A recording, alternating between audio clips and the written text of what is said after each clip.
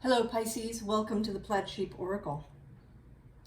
So, fair warning, this is definitely an esoteric, metaphysical reading. There's not a lot of practical advice to be had here, just so you know.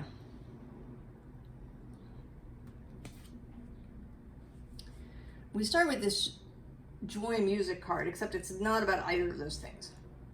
It's about the fact that this woman, and this card often comes up this way for me, looks like she's waking up. Right? She's stretching. Or alternately, she could be getting ready to go to bed.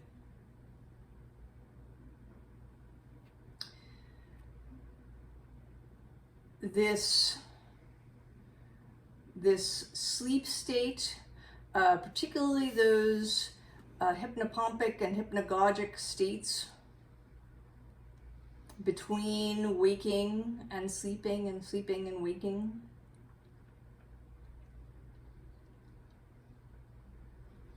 are important.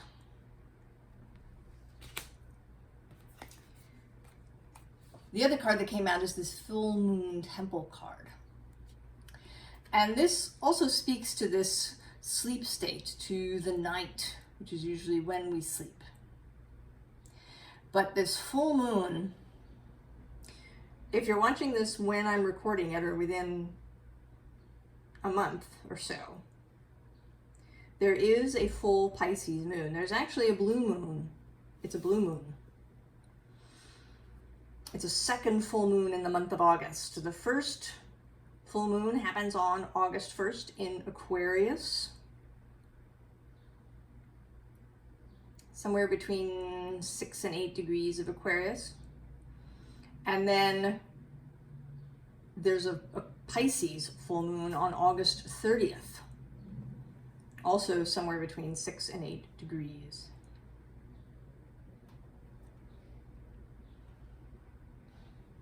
And there is that sense here with these two lights and the blueness of this card. And there's a moon and what appears to actually sort of be a second moon. Almost, it's not, it's the smoke traveling here, but there's kind of, it feels like a moon to me now.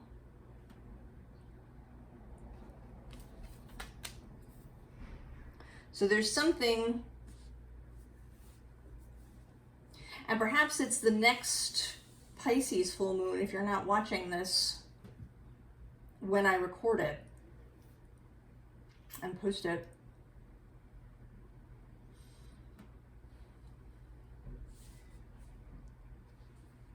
Or maybe you have a Pisces moon.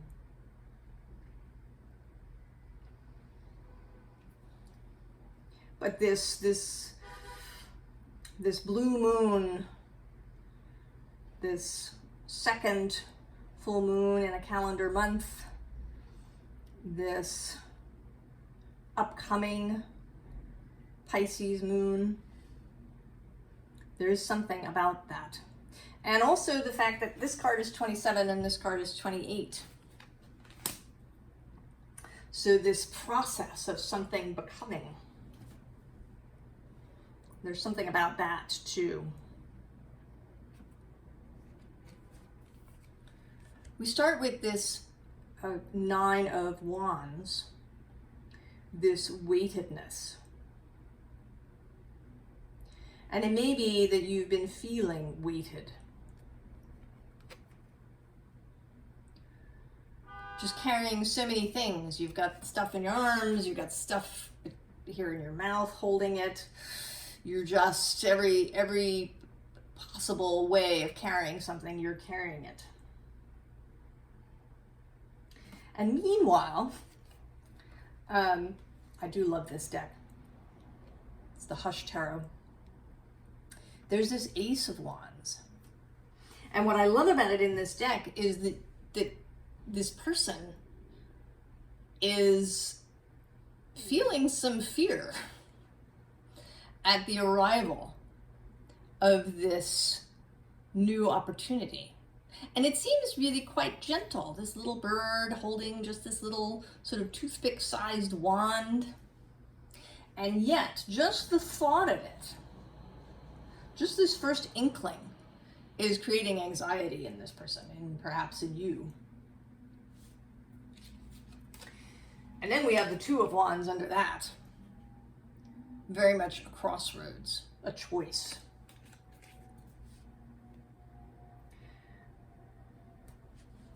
So you're feeling weighted, you're feeling put upon, you're feeling overwhelmed, perhaps.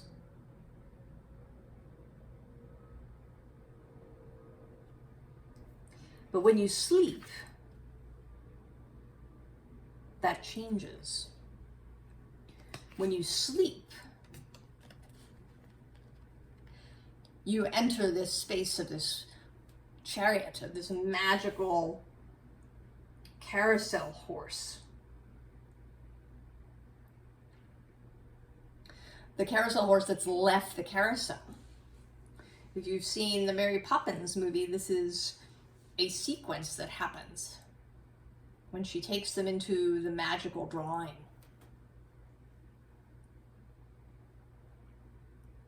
The ability to do something that seems impossible, to do something that's really fun, and that there is this joy. Joy is here.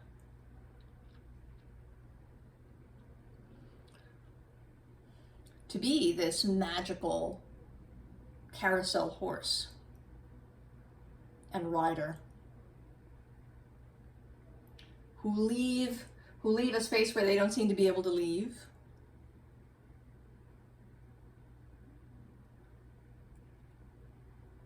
This sleep space.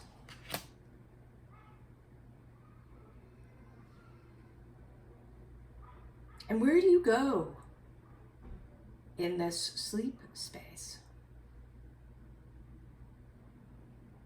When you sleep, you're freed from constraints that your mind creates for you, and that we do have in this physical world that we've agreed to so we can have physical experience. Here in your everyday life, it may seem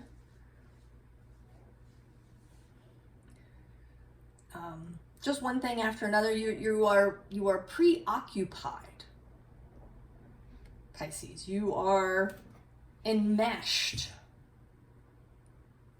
in the practicalities of your daily life.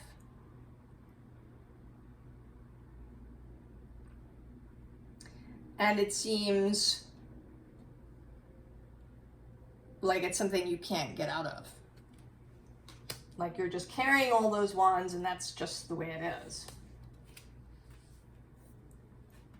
But we have this Wheel of Fortune coming out.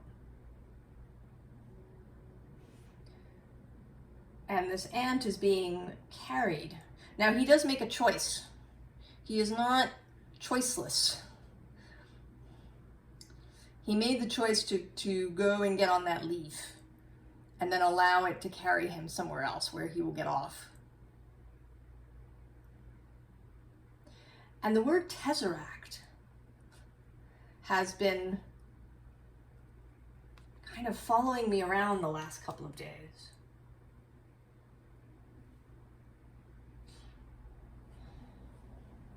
So something about entering the tesseract when you sleep. And when you get there, there's some, in your sleep, one of the things that is occurring, there are, it's not just one thing, there are sort of several things I think going on here. There is a message that's trying to come through from someone who's passed, someone who died. But I believe that you knew them. I mean, maybe only very briefly.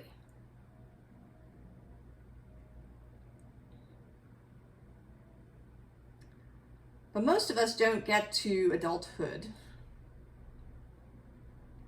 without someone we know passing.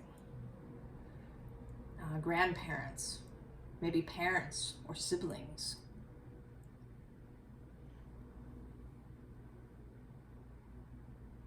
I've had several friends from my high school days who have died.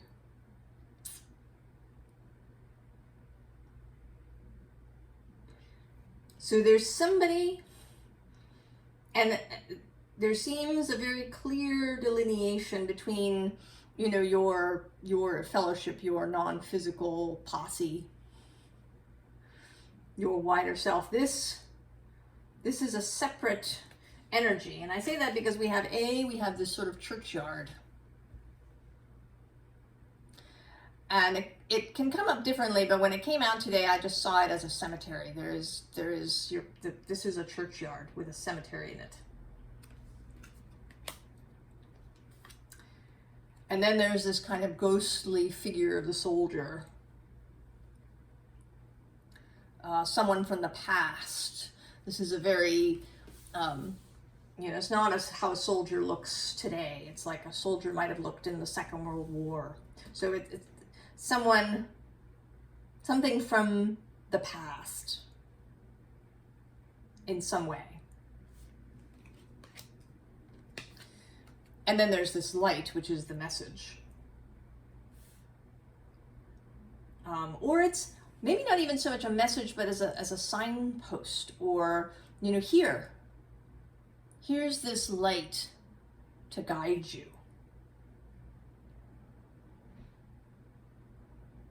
Like Galadriel giving Frodo the light of Elendil.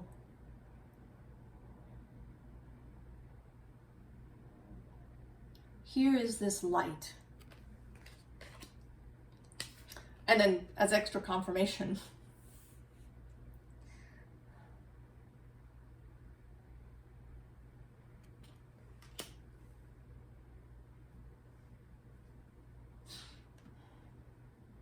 so this is someone who was connected to you in life, has remained, of course, connected to you after they've passed.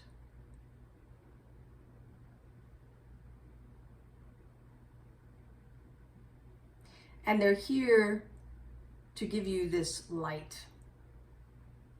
And it may be that the only way that they can communicate with you currently is when you go to sleep. Because you are so preoccupied with these daily things,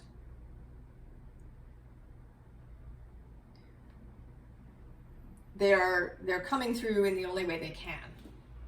And of course, the downside is that you may not recall this.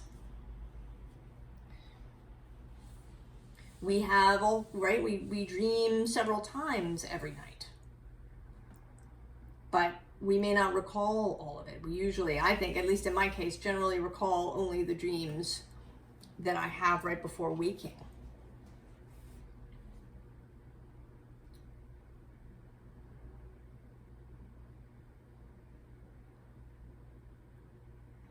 So it may be that you are simply, that it has not managed to get through to your conscious awareness.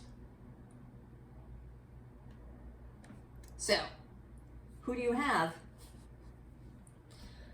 At the top of the underlying, we have the Witch of Fire. And at the bottom of the underlying, we have the Witch of Water. So,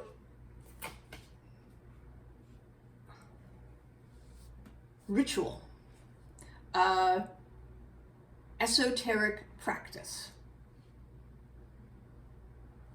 of some sort. The interesting thing too is this Two of Air is coming out, and this is sort of a message for me here, or it's coming through because another thing that's come up for me in the last couple of days is the breath.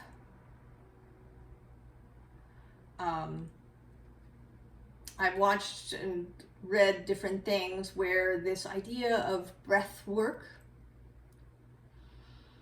and not, this isn't meant to be, complicated breath work. One practice that someone suggested was to go out and breathe in the sunshine. And we kind of do. If you're out during the day, photons of light are there. They enter your body through the breath.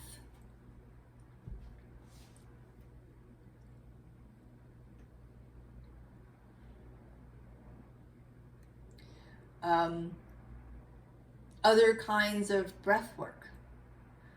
It may be something to look into, to explore,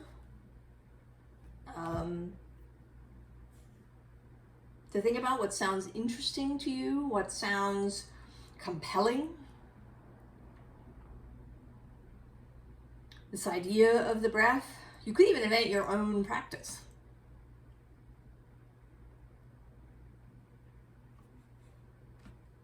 By just trying different things. And we have this Nine of Water who today is looking very effortful again.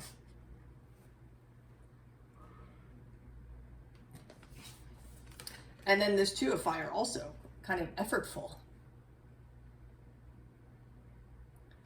You know, leaping up the falls, climbing all the way up this thing, getting wrapped up in something, perhaps knotted up.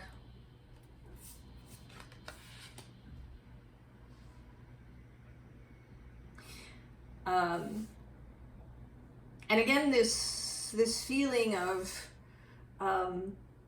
fire and water coming together.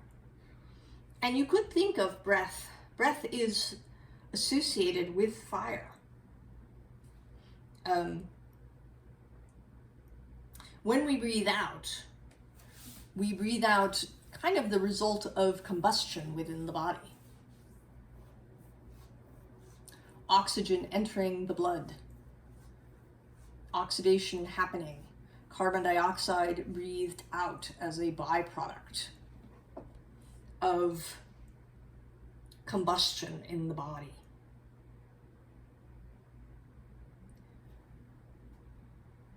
The breath of fire, if you've done that, Kapalabhati, in a yoga class perhaps.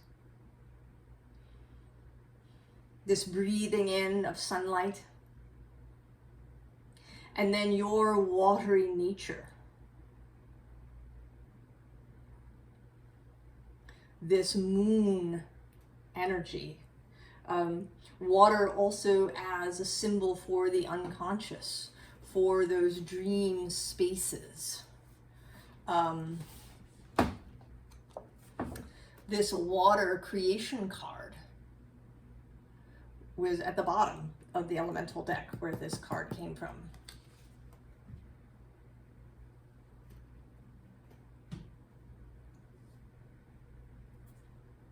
So this mixing of water and fire, the Witch of Fire and the Witch of Water. And in response to all of this efforting, and this is sort of why I say that it might not necessarily be some complicated breathwork process or practice. That there is a call here to simplify, to relax, to find ease.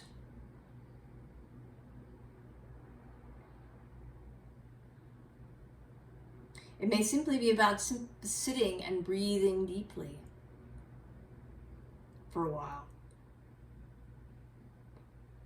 Feeling into yourself what happens when you breathe, following the breath through your body.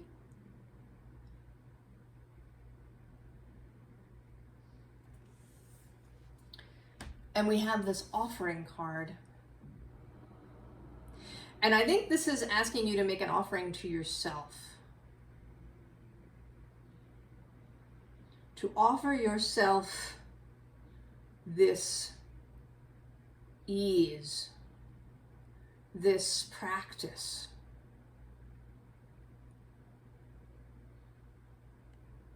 As a gift, to give it to yourself.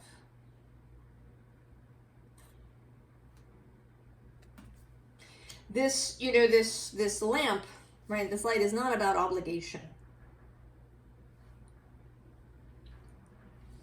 It's not that you have to do any of these things.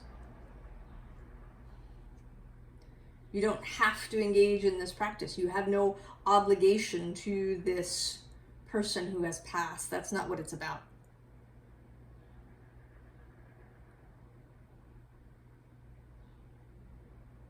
They are in an easeful state. They are not agitated. They are offering something to you freely. And you can take it or not.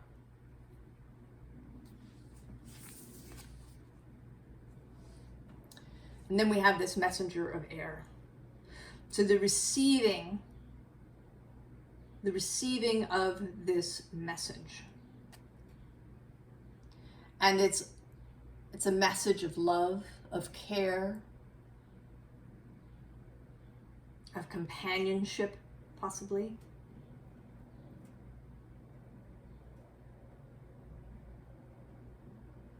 Sweetness.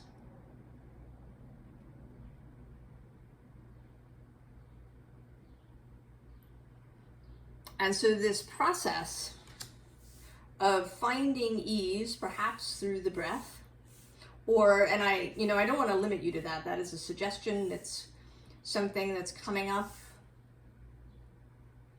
But maybe there's something else that you really enjoy that gives you that easeful, open energy to receive this message.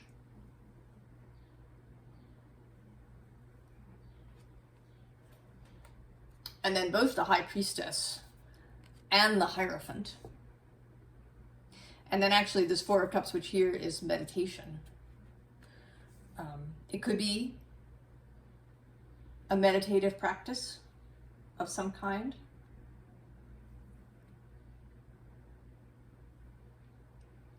It shouldn't be anything that you have to force yourself to do. This is meant to help you relax and find ease,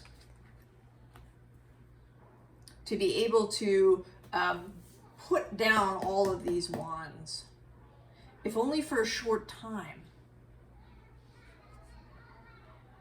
so that you can receive this light that's wanting to come through.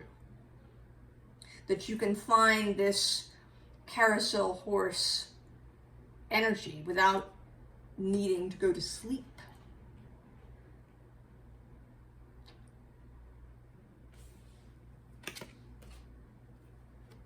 And so we have the Star. Here totally bathing in these waters of consciousness.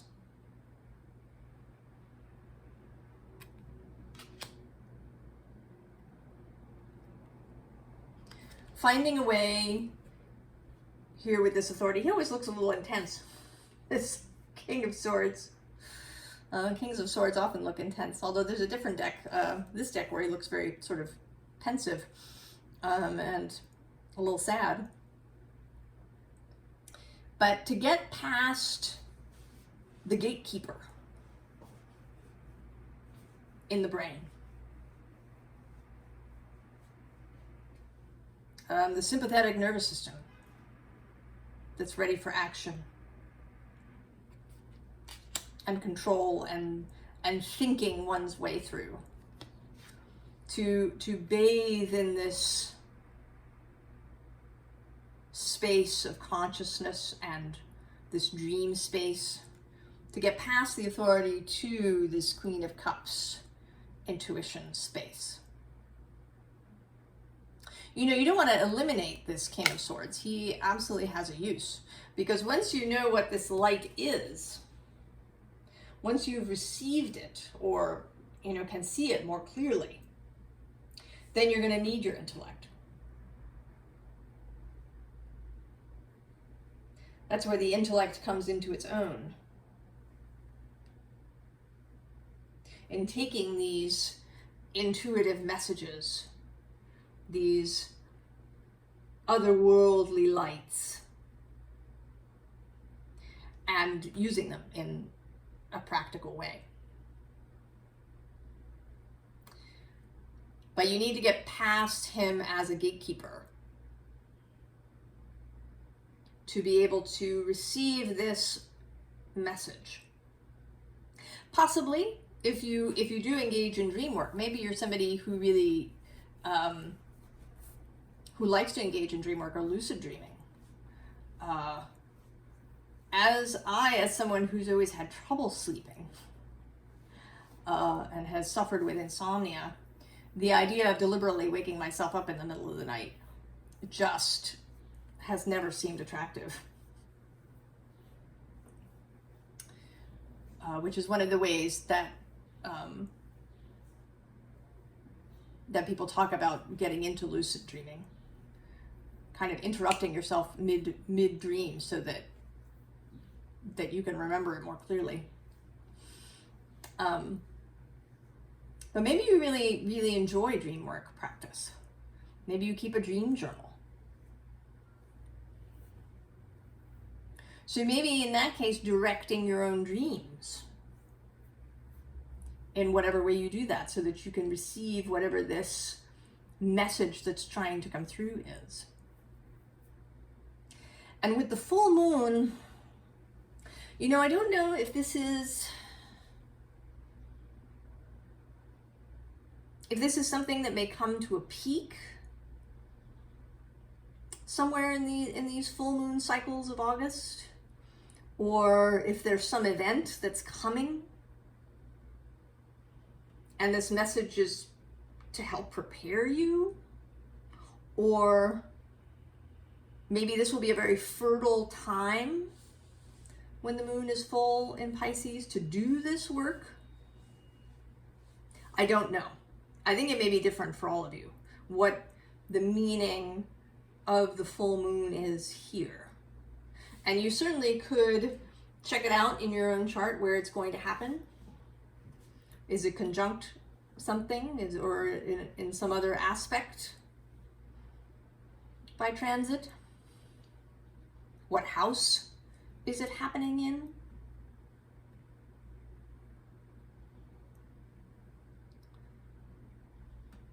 So there is some association, but I don't know what it is for you. This will be something you'll need to investigate for yourself. So advice. Although we've sort of, right, this is kind of a fully an advice sort of reading. The underlying is the Knight of Swords, and then right below him is the Queen of Swords. So openness to messages that are trying to come in. And then we have this Temperance, which in this deck is this combining of fire and water.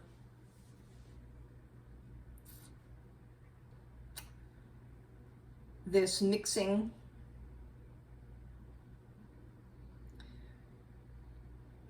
consciousness with intention, perhaps fire as intention,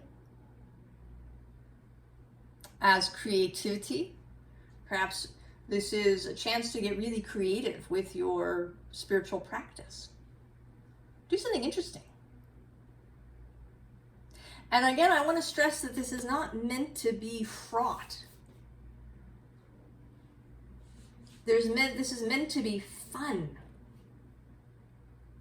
We often, I think, approach spiritual practice at the beginning because we have a need. We are in emotional and mental pain, and we're looking for help. And often it can feel very serious. And we have to do the practice.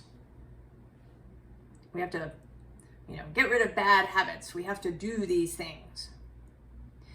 And I really want to stress that it's not about that. That's what we're trying to release and move away from. This does want to be joyful, to be an awakening into joy. And with music here, it may be that music could be a component of this for you. That music could lighten it up for you if you feel a little serious. And then there's the Six of Wands, and in this case, this feels like the person waving at you. See them, whoever they are. Allow the message. Be willing to see it. You know, because it might, you know, this is not a message of doom and gloom of any kind. It is a light. But it might, for some reason, be something you don't want to look at. And the reasons for that, I could go on probably for half an hour talking about reasons why we don't want to see messages like this. So when you get into this space and you see this figure, pay attention.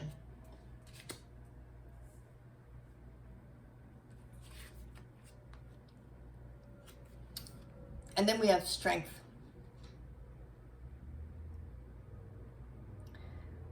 Know that your wider self, your fellowship, this person, are all around you all the time.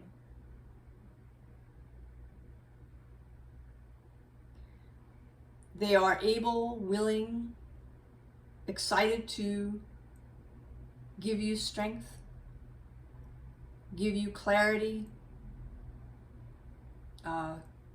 give you inspiration. You are not alone.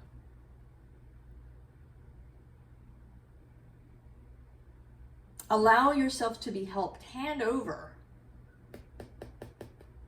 some of these wands.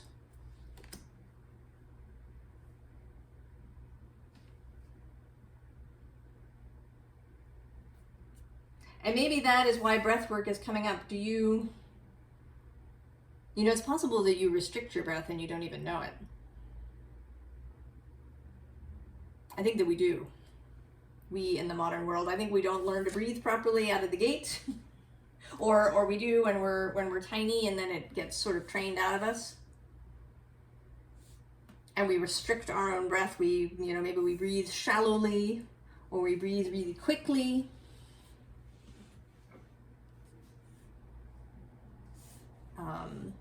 There's an interesting book if you sort of are geeky about these things and you enjoy some practical stuff. There's a book called Breathe. I'll put it in the description about breath.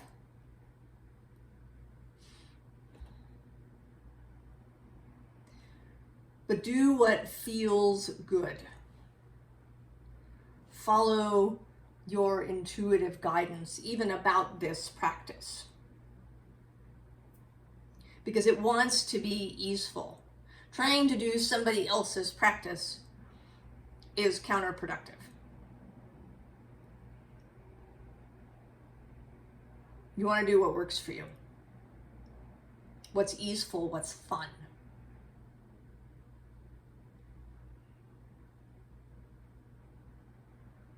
So, Pisces.